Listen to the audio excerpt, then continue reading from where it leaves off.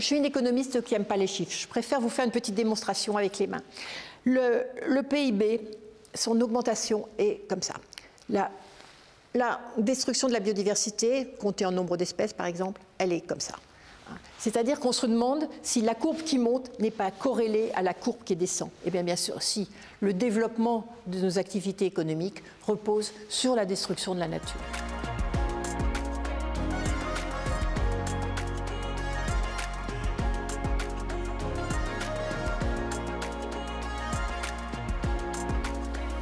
Nous sommes dans une société de marché, ce qui veut dire que la régulation se fait par le marché, par la rencontre d'une offre et d'une demande.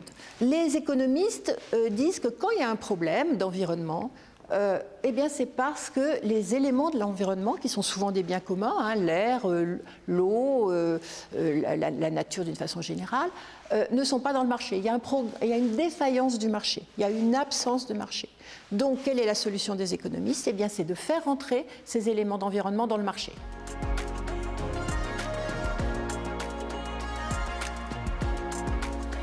Le PIB, le produit intérieur brut, est un indicateur de l'activité économique, de la richesse, de la valeur ajoutée.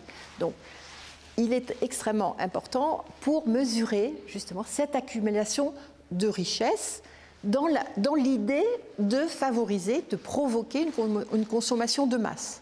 À aucun moment, bien sûr, il ne se soucie des biens et des marchandises qui ne passent pas sur le marché. Lui, il faut que ça soit monétaire. Il est donc lié à la logique de marché. Ce qui veut dire qu'effectivement, il ne peut pas soutenir des revendications féministes de prise en compte du travail des femmes. Il ne peut pas non plus soutenir les revendications écologistes d'atteinte à l'environnement. Ce n'est pas son but. Donc, on est arrivé à un point où ce PIB ne peut plus fonctionner.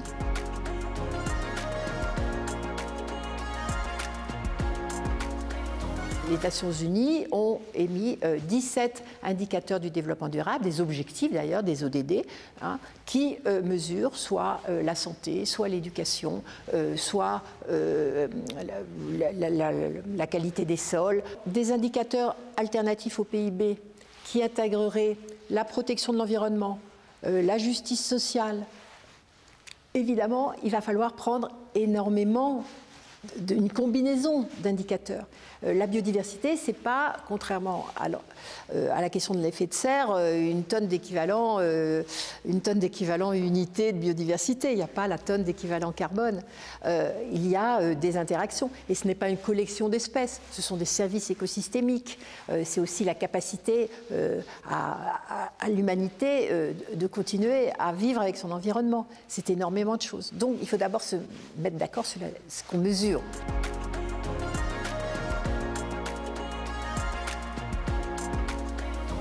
L'IPBES, c'est une plateforme intergouvernementale sur la biodiversité et les services écosystémiques. C'est l'équivalent, si l'on veut, on parle du GIEC de la biodiversité.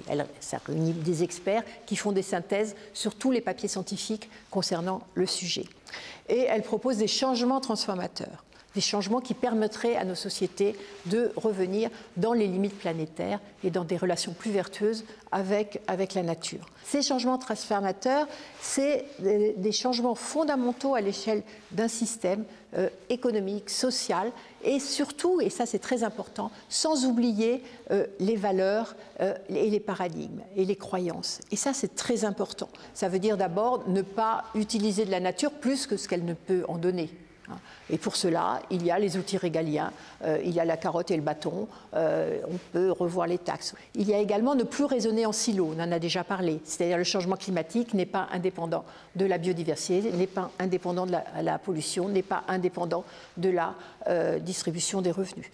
Vraiment, tout va ensemble. Autre changement transformateur, ce serait vraiment changer les indicateurs, on en a déjà discuté. Mais les indicateurs, s'il n'y a pas un projet de société derrière, il faut d'abord réfléchir à ce projet de société et puis voir comment on peut avoir des indicateurs qui sont satisfaisants. Et il y a déjà beaucoup d'études qui ont été faites dans ce sens-là. Le principal, ce serait vraiment de redécouvrir la sobriété, c'est-à-dire redécouvrir justement une société qui n'est pas toujours dans l'idée d'accumulation de richesses pour la consommation. Autre changement transformateur, c'est de penser en termes d'irréversibilité, c'est-à-dire que chaque projet devrait prendre en compte cette option, voir oui ou non, est-ce que ce sera réversible. Par exemple, quand on met des plateformes logistiques sur des champs agricoles, est-ce que ce sera réversible ?